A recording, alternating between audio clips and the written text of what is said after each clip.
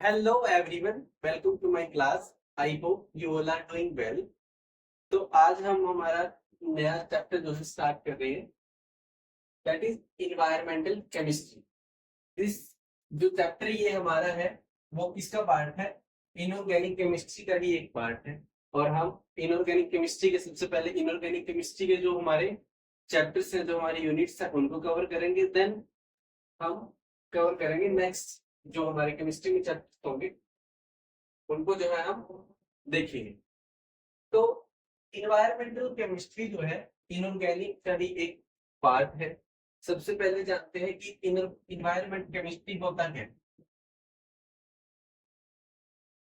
What is environment chemistry?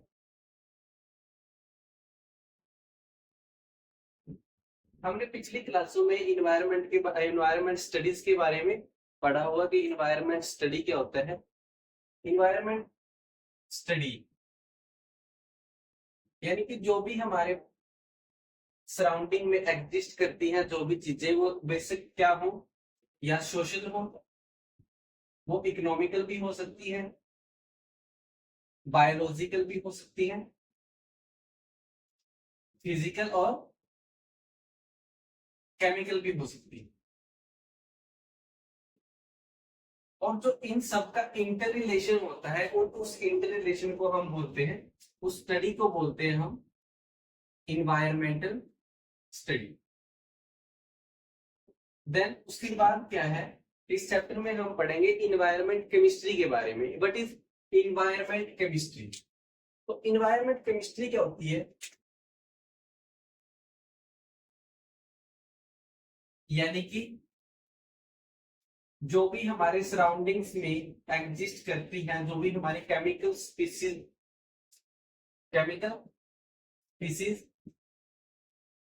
जो भी exist करती है हमारे सराउंडिंग्स में, उनका ट्रांसपोर्टेशन, उनके बारे में जानना, उनके बारे में पढ़ना, उनके ओरिजिन और कैसे वो ह्यूमन को इम्पैक्ट करती है, उनके बारे में हम इन्वायरमेंट केमिस्ट्री में पढ़ते हैं। तो इन्वायरमेंट केमिस्ट्री क्या होती है? It is the branch of environment in which we can deals with the origin, उसका ह्यूमन इफेक्ट, और कैसे कैसे वो इन्वायरमेंट में एग्जिस्ट करती है, कोई भी केमिकल स्पीसीज, उसके बारे में हम इन्वायरमेंट केमिस्ट्री में पढ़ते हैं। तो इसकी कुछ काफी इन्वायरमेंट केमिस्ट्री में टर्म्स है। सबसे पहले इन्वायरमेंट पोल्यूशन। तो इन्वायरमेंट पोल्यूशन क्या होता है? जो भी हमारे सराउंडिंग्स में अनडिजायरेबल चेंज होते हैं, उसको हम बोलते हैं इन्वायरमेंट पोल्यूशन। यानी कि इन्वायरमेंट पोल्यूशन क्या होता है? जो भी अनडिजायरेबल चेंजेस होते हैं हमारे इन्वायरमेंट में, अनडिजायरेबल चेंजेस, वो अनडिजायरेबल चेंजेस क्या क्या हो सकते हैं, किसकी वजह से हो सकते हैं? वो ह्यूमन एक्टिविटीज की वजह से भी हो सकते हैं, ह्यूमन एक्टिविटीज, और दे कैन बी नेचुरल, वो नेचुरल भी हो सकते हैं। नेचुरल और ह्यूमन क्या देखते हैं कि जो हमारे सब्सटेंस पोल्यूशन कॉज करते हैं, उनको हम बोलते हैं पोल्यूटेंट्स। और पोल्यूटेंट्स हमारे क्या हो सकते हैं? They can be solid, liquid, या फिर गैस। वो सॉलिड फॉर्म में भी हो सकते हैं, लिक्विड फॉर्म में भी हो सकते हैं, और क्या हो सकते हैं? गैसेस फॉर्म में भी हो सकते हैं। अब कुछ हमारे जो पोल्यूटेंट्स होते हैं, कुछ हमारा जो क्या होते हैं पोल्यूटेंट्स होते हैं, वो क्या होते हैं? डिग्रेडेबल।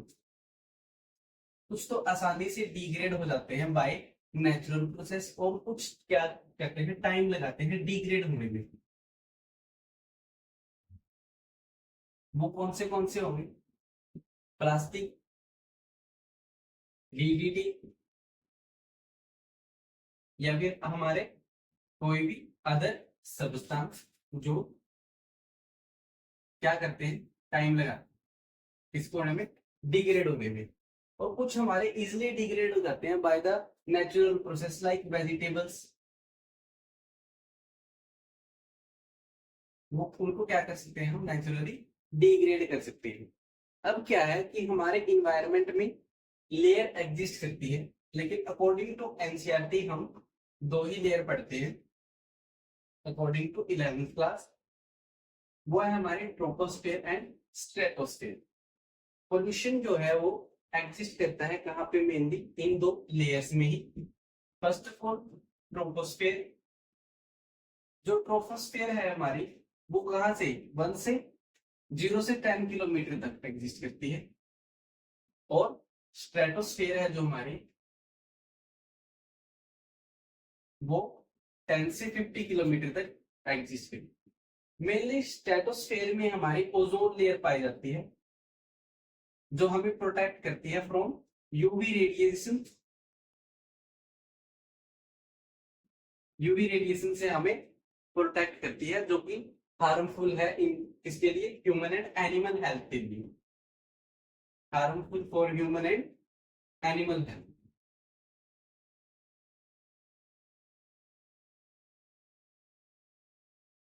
उसके बाद क्या है हमारा कि जो भी हमारे डस्ट पार्टिकल लाइक जो भी एयर की मूवमेंट्स होती है वो हमारी किस में होती है, ट्रोपोस्फेयर में ही होती है। जो भी हमारे डस्ट पार्टिकल स्मोक या फिर अदर पॉल्यूटेंट्स जो है वो मेनली किसमें पाए जाते हैं, ट्रोपोस्फेयर में क्या पाए जाते हैं, डस्ट स्मोक या फिर हमारे अदर पॉल्यूटेंट्स जो होते हैं वो किसमें पाए जाते हैं, ट्रोपोस्फेयर में। उसके बाद हम डिस्कस करते हैं कि ट्रोपोस्फेरिक पोल्यूशन क्या क्या होता है।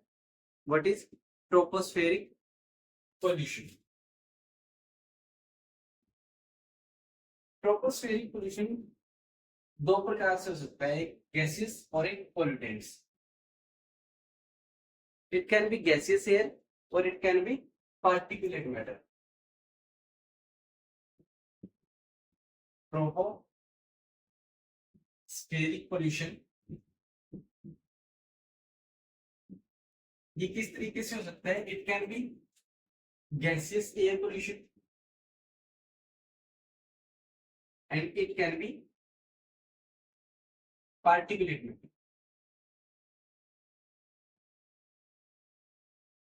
गैसियस एयर पोल्यूशन में हमारे क्या क्या हो सकते हैं, like carbon monoxide, sulphur oxide या फिर carbon dioxide. These are our gaseous air pollutants and particulate matter like dust, smoke, etc. इनको हम बोलते हैं ट्रोपोस्फेरिक पोल्यूशन। उसके बाद गैसियस एयर पोल्यूशन के बारे में डिस्कस करते हैं। सबसे पहले जो हमारा रहेगा पोल्यूशन, गैसियस एयर पोल्यूटेंट्स जो हमारे रहेंगे सबसे पहले ऑक्साइड्स ऑफ सल्फर। सल्फर कैसे हमें हार्मफुल इंपैक्ट करता है इन्वायरमेंट में एग्जिस्ट जो होता है।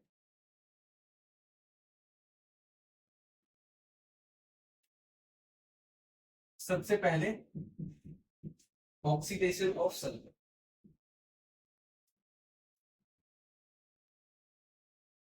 सल्फर की एक फॉर्म होती है उसको बोलते हैं हम सल्फर डाइऑक्साइड।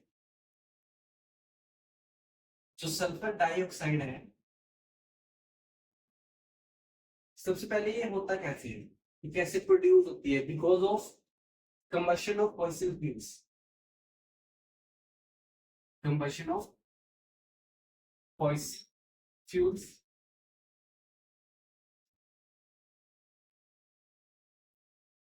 लाइक कोई भी कंबशन जिसका होता है फॉसिल फ्यूल्स का, और ये क्या करते हैं हमारे बहुत सी क्या करती है, आई irritation,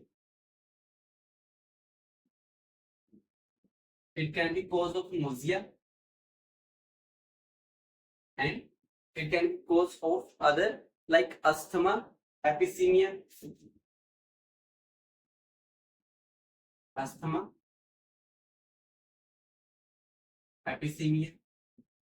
these are some major problem जो होती है किसकी वजह से, सल्फर डाइऑक्साइड की वजह से। ये क्या है, ह्यूमन हार्मफुल होते हैं किसके लिए, human and animal health, harmful for human and animal health.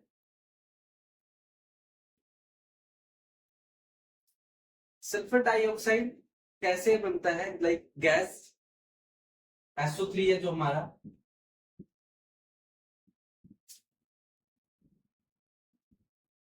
ये क्या है हमारे लिए, क्या होता है, harmful, harmful for animal health and human health. उसके बाद ऑक्साइड्स ऑफ नाइट्रोजन, जो डाई नाइट्रोजन है और क्या है, मोनो नाइट्रोजन है, डाई नाइट्रोजन और di oxygen, di nitrogen and di oxygen जो है वो क्या है, किसी एक एल्टीट्यूड पे जाके क्या होते हैं, मिक्स हो जाते हैं, and this is the cause of formation, किसका कारण बनता है ये, फॉर्मेशन ऑफ नाइट्रोजन या फिर नाइट्रिक एसिड। फिर ये क्या करता है, ये जो है हार्मफुल रहते हैं किसके लिए, harmful for human and animal health and cause of I irritation, redness in eyes, nausea, and they also harmful for human and animal।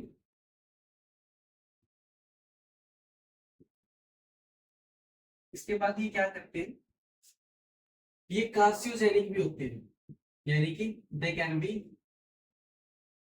कार्सियोजेनेसिस, यानी कि क्या होता है, ये कैंसर का कारण भी जो है बन सकते हैं, क्या, ऑक्सीडेशन ऑफ नाइट्रोजन।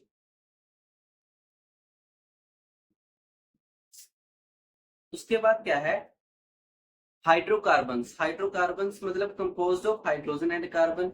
ये क्या है, इन इससे मेनली प्रोड्यूस होते हैं कंबशन ऑफ फ्यूल्स, जो ऑटोमोबाइल्स में यूज होता है। उसके बाद हाइड्रोकार्बन्स,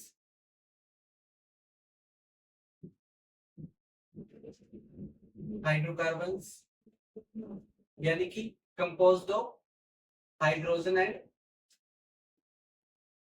किसकी वजह से, composed of hydrogen and carbon,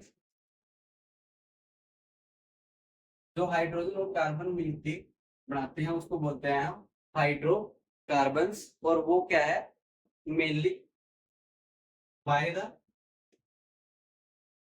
combustion of fossil fuels, जो मेनली किस में यूज होते हैं, ऑटोमोबाइल इंडस्ट्री में। और सबसे मेन प्रॉब्लम क्या है, ये क्या बनते हैं, ये मेनली कार्सिनोजेनेसिस होते हैं, यानी कि cause of cancer in human, यानी कि ये क्या है, कैंसर कॉज करते हैं ह्यूमंस बॉडी में और हार्मफुल होते हैं ह्यूमंस के लिए। देन उसके बाद क्या है हमारा, ऑक्साइड्स ऑफ कार्बन, एक होता है कार्बन मोनोऑक्साइड एंड एक होता है कार्बन डाइऑक्साइड। कार्बन डाइऑक्साइड क्या है, जो हम रिलीज करते हैं, carbon dioxide CO2, carbon dioxide,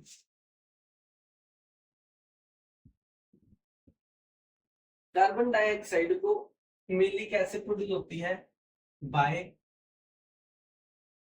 combustion of fossil fuels, fossil fuels. और क्या है कि हम इसको कैसे कॉम्बैट कर सकते हैं, CO2 को, कार्बन डाइऑक्साइड को, by the help of plants, help of plants, यानी कि प्लांट्स को क्या है, रिस्पिरेशन के लिए किसकी जरूरत होती है, कार्बन डाइऑक्साइड की। अगर ज्यादा से ज्यादा अगर हम क्या करते हैं, पेड़ लगाते हैं, तो क्या होता है, कॉम्बैट्स ऑफ, हम किसको कॉम्बैट कर सकते हैं, कार्बन डाइऑक्साइड को कॉम्बैट कर सकते हैं। देन जो अदर ऑक्सीडेशन ऑफ कार्बन है उसको हम बोलते हैं carbon monoxide, this is also harmful for human and animal health. तो ये हार्मफुल रहता है। और एक ये क्या है, सीरियस एयर पोल्यूटेंट है जो कि कलरलेस एंड ओडरलेस होता है।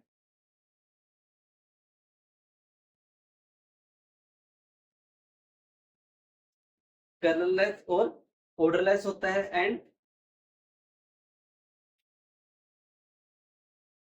क्या है, कार्बन मोनोऑक्साइड। एक तो ये हार्मफुल होते हैं, दैट इज हार्मफुल, एंड ये क्या होगा, कलरलेस एंड ओडरलेस। और ये क्या करते हैं कि ह्यूमन पे इम्पैक्ट डालते हैं and they can be cause of various disease like I irritation, redness in eyes और नोजिया की प्रॉब्लम भी ये क्रिएट करते हैं and it can be cause of nausea. And one more problem is that कि ये कैसे इम्पैक्ट डालते हैं ह्यूमन बॉडी पे।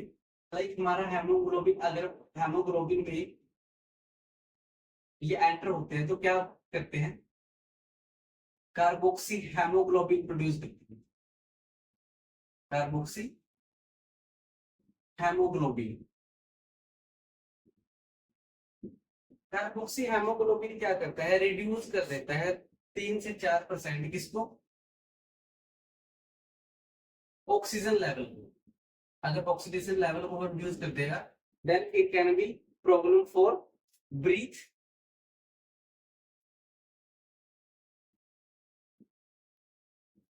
तो उससे हमें क्या होगी, सांस लेने में प्रॉब्लम होगी। इससे इसका जो एग्जांपल है कि हमें स्मोकिंग से, स्मोकिंग को क्या करना चाहिए, अवॉइड करना चाहिए। This is the example of carbon monoxide.